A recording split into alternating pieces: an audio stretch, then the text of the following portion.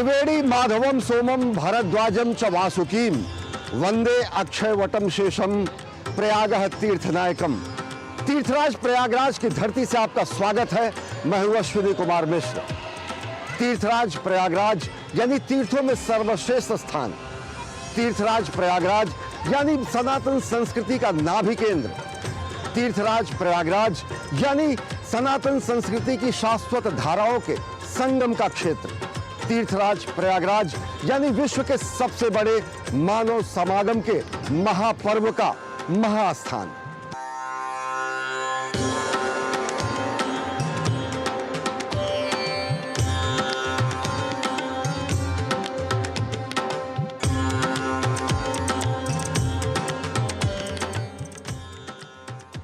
को कही सकई प्रयाग प्रभाऊ कलुष कुंज कुंजर मृगराऊ। विश्व की प्राचीनतम सभ्यता है हमारी सनातन संस्कृति, तो सनातन संस्कृति का गौरव और गर्व है प्रयागराज। भारतवर्ष अगर विश्वात्मा का स्वरूप है तो प्रयागराज विश्वात्मा भारत का प्राण रूप है। हमारी सनातन संस्कृति अनादि है, वैसे ही प्रयागराज की महिमा भी अनंत है। महर्षि भारद्वाज, महर्षि पराशर जैसे 88,000 ऋषियों की यह तपस्थली है, तो सृष्टिकर्ता ब्रह्मा की यह यज्ञस्थली है। चिरकाल से त्रिवेणी की अजस्र धारा का यहां प्रवाह है, तो अक्षयवट के रूप में बाल मुकुंद वेणी माधव का यहां साक्षात वास है। सीता सीते यत्र तरंग चामरे नद्यौ विभाते मुनिभानु कन्यके नीलात पत्रम वट एव साक्षात स तीर्थराज जयति प्रयाग। तो उस तीर्थराज प्रयाग की जयकार किया है उस कवि ने जिसका चंवर डुला रही हैं गंगा और यमुना की सफ़ेद और काली धाराएं, और छाता जिसका छतरी तान के खड़ा है अक्षय वट। वेद पुराण जिसकी प्रशस्ति का गान करते हैं, संस्कृत और संस्कृति की विपुल साहित्य राशि जिसकी महिमा का बखान करते हैं, वह है प्रयागराज।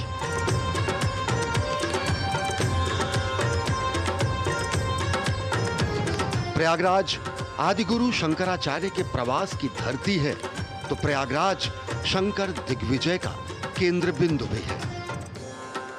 भक्ति आंदोलन के शिखर संत स्वामी रामानंद की जन्मस्थली है प्रयागराज, तो वल्लभाचार्य की तपस्थली है प्रयागराज।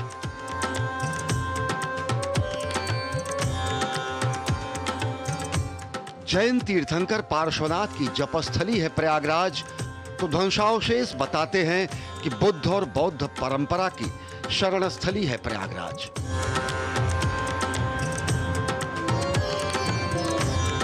यह गंगा, यमुना और सरस्वती के संगम की धरती है। यह धर्म, अर्थ, काम और मोक्ष यानी चारों पुरुषार्थों के सिद्धि की धरती है।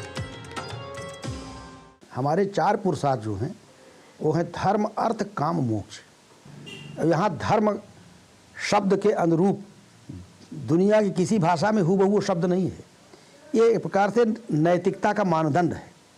नैतिक मूल्यों के मानक के रूप में धर्म का प्रयोग किया गया है, और धर्म के नियंत्रण में अर्थ और काम का उपभोग करना लोक कल्याणकारी होता है। तो इसलिए धर्म, अर्थ, काम तीनों का समाहार, तीनों पुरुषार्थों का समाहार कुंभ में होता है, माघ मेले में होता है। सनातन संस्कृति के समान प्राचीन और आधुनिक भारत जैसा नवीन प्रयागराज यहाँ के कण कण में आध्यात्मिकता और आधुनिकता का बिंब है। देश की बौद्धिक राजधानी प्रयागराज हमेशा से वैचारिक मंथन की धरती रही है, और यहां से निकले विचार अमृत ने देश को दिशा दी है। तुलसीदास जी ने रामचरितमानस में कहा है, को कही सकै प्रयाग प्रभाऊ कलुष कुंज कुंजर मृगराऊ अस तीरथ पर देख सुहावा सुख सागर रघुबर सुख पावा। तो तुलसीदास जी की ये जो लाइन है ये बताती है कि प्रयागराज में ये जो माघ मास होता है, इसमें इसका अद्भुत वैभव है। और इसमें जो माघ मकर गति रवि जब होई, तीर्थपति आओ सब कोई। माघ महीने में तीर्थपति जो प्रयागराज है, यहाँ पे सारे लोग आते हैं। पौराणिक समुद्र मंथन के अमृत कलश की बूंदें यहां गिरी तो वर्तमान में यहां पे होने वाले वैचारिक मंथन से निकली अमृत की बूंदें देश को संतृप्त करती हैं।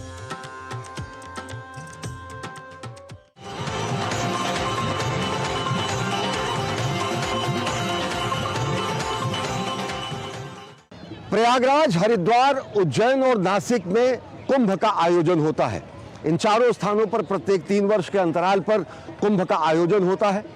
6 वर्ष के अंतराल पर अर्ध कुंभ का आयोजन होता है और 12 वर्षों के अंतराल पर पूर्ण कुंभ का आयोजन होता है।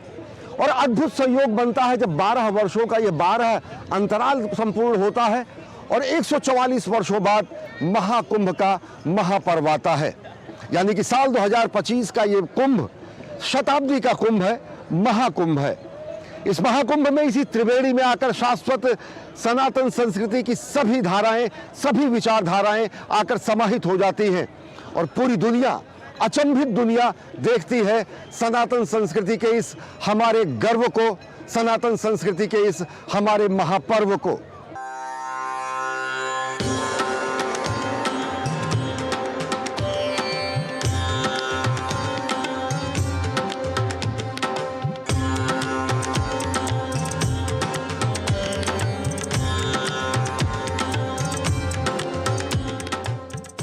सनातन संस्कृति के महापर्व महाकुंभ की महिमा केवल भारत में ही नहीं, पूरे विश्व में विख्यात है। यह ऐसा अवसर होता है जब प्रयाग में गंगा, यमुना और अदृश्य सरस्वती के संगम के साथ ही धर्म, संस्कृति और आस्था का अद्भुत संगम देखने को मिलता है। भारत की ही नहीं, पूरे विश्व की भौगोलिक एकता वहाँ देखने को मिलती है। करोड़ों करोड़, लाखों लाख की भीड़ एक ही दिशा में चली जा रही है, एक डुबकी लगाने के लिए। अगर कोई कहता है, कोई कार्ल मार्क्स कहता है कि ये धर्म एक तरह का पागलपन है, नशा है, तो आखिर जो नशा सबको है, पूरी दुनिया को जो नशा चढ़ा हुआ है, उस नशा में भी कुछ खास बात होगी। कुंभ भगवान विष्णु के 1000 नामों में से एक नाम है और 81वां श्लोक है, अर्चिस्मान अर्चिता कुंभा, अर्चिस्मान अर्चिता कुंभो विशुद्धात्मा विशोधना। अर्चिस्मान माने जो प्रकाशमान सूर्य की किरणों वाला, सबके द्वारा पूजित कुंभ स्वरूप है। भगवान विष्णु को कुंभ स्वरूप कहा गया है और कुंभ भगवान विष्णु का एक नाम इसलिए कहा गया है क्योंकि इस कुंभ रूपी भगवान विष्णु के हिरण्यगर्भ में समस्त ब्रह्मांड निहित है। कुंभ के आयोजन की तिथियां पूर्णतया ज्योतिषीय गणना के आधार पर निश्चित होती हैं। यानी हमारे मनीषी सहस्राब्दियों पहले ही काल गणना में न केवल पृथ्वी बल्कि सौरमंडल के ग्रहों और नक्षत्रों की गति और गणना का आकलन करने में सक्षम थे। प्रयागराज, नासिक, हरिद्वार और उज्जैन वो 4 स्थान हैं जहां 12 साल के अंतराल पर महाकुंभ मेले का आयोजन होता है। कुंभ कब लगता है? बृहस्पति 12 राशियों में एक चक्र 12 वर्ष में पूरा करते हैं और भगवान सूर्य नारायण जब मकर राशि में होते हैं तब कुंभ का या माघ मेले में मकर का आयोजन होता है। जो तुलसीदास जी ने लिखा है कि माघ मकर गति रवि जब होई, तीर्थपति ही आओ सब कोई।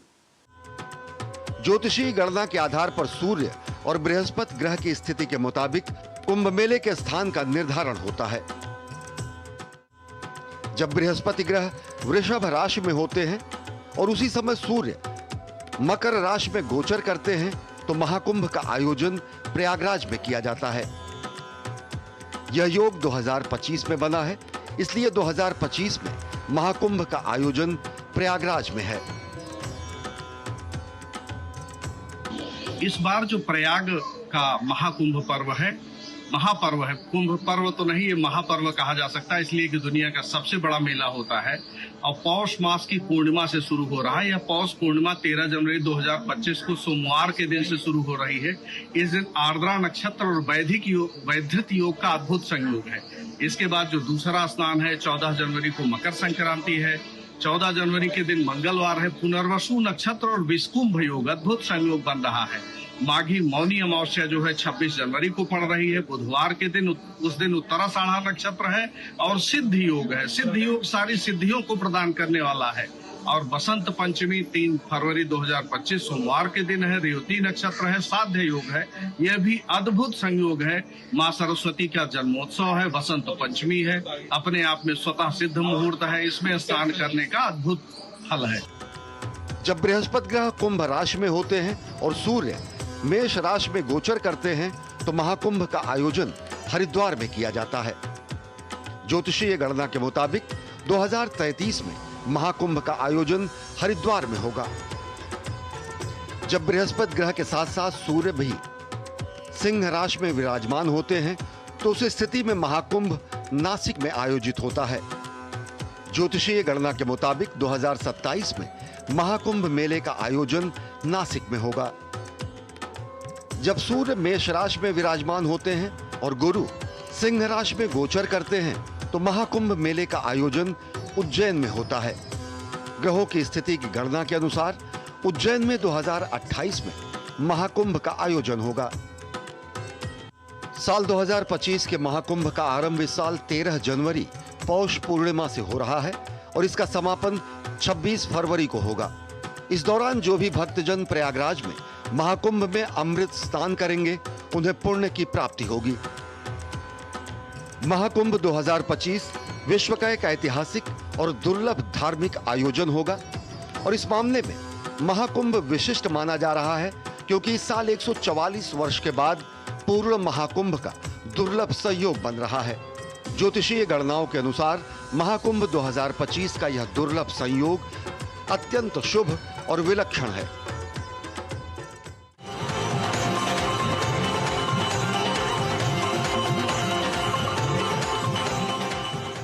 देव दनुज किन्नर नर श्रेणी सादर मज्जहि सकल त्रिवेणी। जब कुंभ का अवसर आता है तो देव दनुज नर किन्नर हर कोई यहाँ पर आता है और त्रिवेणी में स्नान करके महापुण्य कमाता है। सही मायने में त्रिवेणी स्नान आदिकाल से चली आ रही हमारी परंपरा है और यही त्रिवेणी में आकर हमारी सभी विचारधाराएं, सभी मतांतर समाहित हो जाते हैं, एक हो जाते हैं। सारा वर्ग भेद मिट जाता है, किसी भी तरीके की कोई खाई नहीं रहती है, किसी भी तरीके का कोई विभाजन नहीं रहता है। तो सही मायने में महाकुंभ हमारी एकता का महाकुंभ है। महाकुंभ हमारी समरसता का महापर्व है।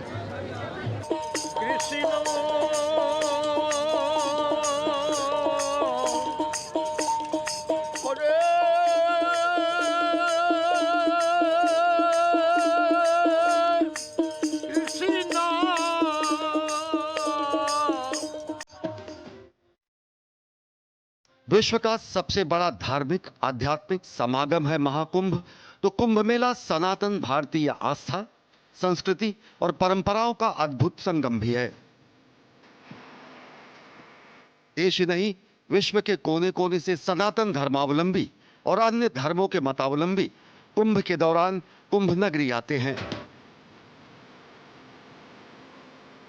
विविधता भरे भारतवर्ष की एकता और समरसता का महोत्सव है महाकुंभ और पूरी दुनिया देखती है सनातन की विभिन्न धाराओं के परस्पर साहचर्य, समादर और समावेशी स्वरूप को। यूं तो 13 जनवरी से प्रयागराज महाकुंभ की शुरुआत होगी, लेकिन इससे एक माह पूर्व ही प्रधानमंत्री नरेंद्र मोदी ने प्रयागराज पहुंचकर देश ही नहीं पूरी दुनिया को विश्व की इस अमूर्त सांस्कृतिक धरोहर के साक्षी बनने का निमंत्रण दिया।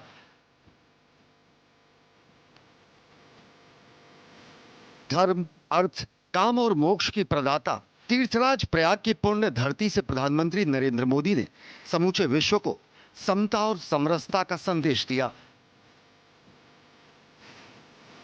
13 जनवरी 2025 से आरंभ हो रहे महाकुंभ के सकुशल आयोजन के लिए संगम के पावन तट पर विधि विधान से पूजा अर्चना कर प्रधानमंत्री ने राष्ट्र और विश्व कल्याण की कामना की। त्रिवेणी तट पर कलश स्थापित कर कुंभाभिषेक कर प्रधानमंत्री ने शाश्वत सनातन परंपरा का निर्वहन कर पूरी दुनिया को विश्व के इस सांस्कृतिक आश्चर्य का साक्षी बनने का आमंत्रण दिया।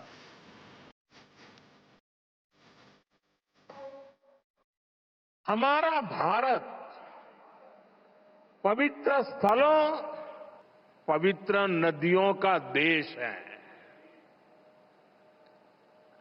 इन नदियों के प्रवाह की जो पवित्रता है, इन अनेकानेक तीर्थों का जो महत्व है, जो महात्म्य है, उनका संगम, उनका समुच्चय, उनका योग, उनका संयोग, उनका प्रभाव, उनका प्रताप, ये प्रयाग है। महाकुंभ हजारों साल से चली आ रही हमारे देश की सांस्कृतिक आध्यात्मिक यात्रा का पुण्य और जीवंत प्रतीक है। ये एक ऐसा आयोजन है जहां धर्म, ज्ञान, भक्ति, कला और संस्कृतियों का दिव्य समागम होता है। कुंभ और महाकुंभ हमारी सनातन संस्कृति के समावेशी, सर्वस्पर्शी और सार्वभौम स्वरूप के साक्षात दर्शन का अवसर भी है। भारत के हर एक क्षेत्र और हर एक प्रांत का वासी इस अद्भुत संयोग का साक्षी बनने के लिए कुंभ नगरी के लिए प्रस्थान करता है।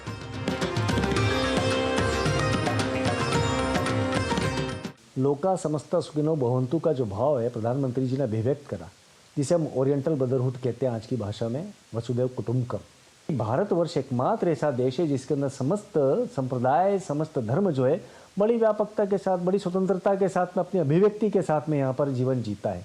तो प्रधानमंत्री जी का जो उद्देश्य है, मैं उनको उस उद्देश्य के लिए साधुवाद देता हूँ, जिसके कारण उन्होंने पूरे विश्व को ये स्पष्ट कर दिया कि यदि विश्व का नेतृत्व करने की क्षमता है तो भारत में है, यहीं है और यहीं से निकल करके आएगी। त्रिवेणी में जाति पाति, भेदभाव और ऊंच नीच की बेड़ी त्रिवेणी में टूट जाती है और हर एक व्यक्ति एकता के शाश्वत सूत्र से अपने को बंधा पाता है। महाकुंभ प्रयाग का अद्भुत प्रयोग है, जिससे एकता समरसता का बोध समूची विश्व संस्कृति को होता है।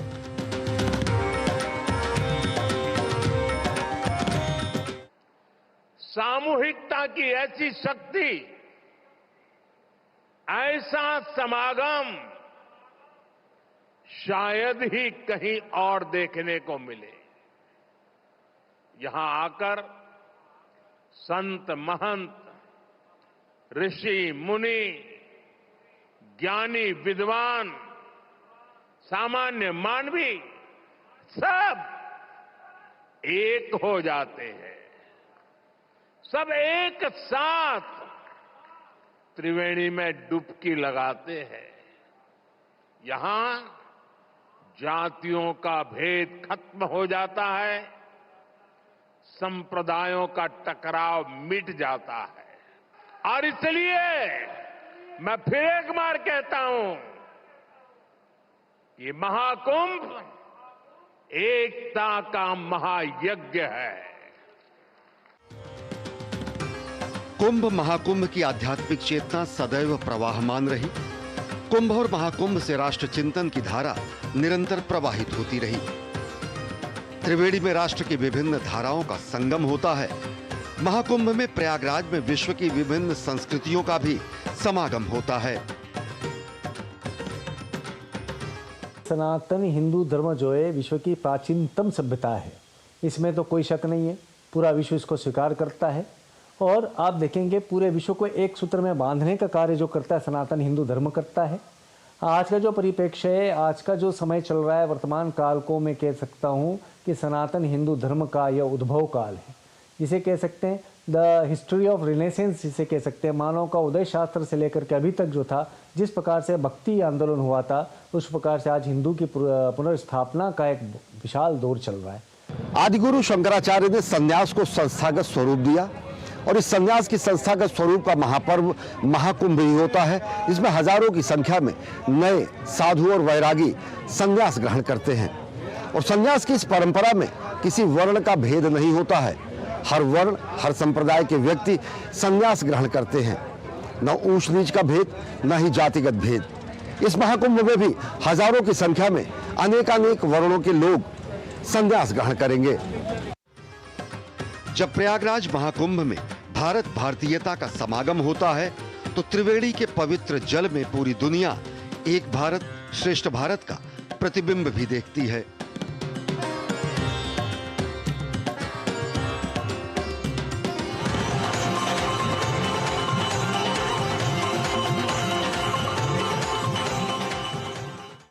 आदिगुरु शंकराचार्य ने देश के चारों कोनों पर 4 पीठों की स्थापना करके देश को भौगोलिक एकता के सूत्र में बांधा, आध्यात्मिक एकता के सूत्र में बांधा और भगवान आदिगुरु शंकराचार्य ने धर्म की रक्षा के लिए एक हाथ में शस्त्र और एक हाथ में शास्त्र की परंपरा का भी अनुमोदन किया, अखाड़ों की स्थापना की और आज इन्हीं अखाड़ों में हमारे अनगिनत साधु सन्यासी वैरागी एक हाथ में धर्म ध्वजा लिए और दूसरे हाथ में शाश्वत मूल्यों को लिए हुए धर्म की अलख जगाए हुए हैं।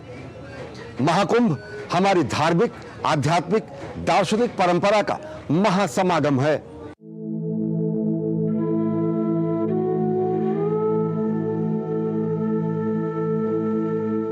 महाकुंभ दुनिया का सबसे बड़ा आध्यात्मिक धार्मिक समागम तो है ही, भारत की सांस्कृतिक एकात्मता का सूत्र भी है। सालों साल देश के अलग अलग हिस्सों में रहने वाले ऋषि, मनीषी, साधु और सन्यासियों के संवाद, शास्त्रार्थ और सम्मिलन का यह महायोग है।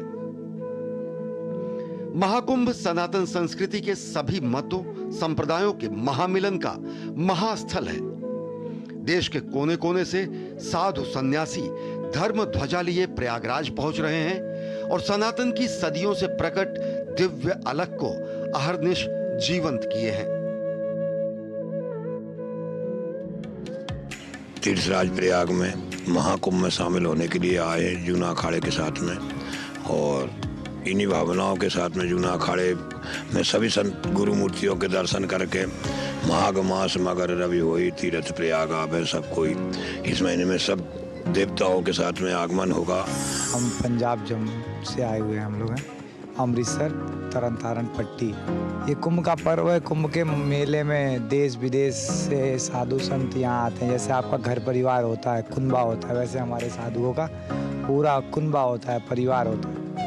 वो इसी मेले में हम सभी मिलते हैं। मैं जम्मू कश्मीर से आया हूँ और कुंभ की भव्यता और दिव्यता ये दोनों देखने लायक हैं। एक सनातन की पहचान है।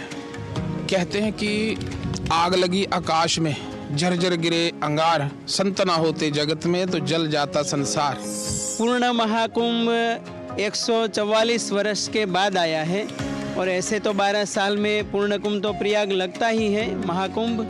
और इस साल देखो 45 करोड़ लोगों उपस्थित होने की संभावना है। तो ये दुनिया का सबसे बड़ा biggest spiritual gathering of the world and proud of Sanatan.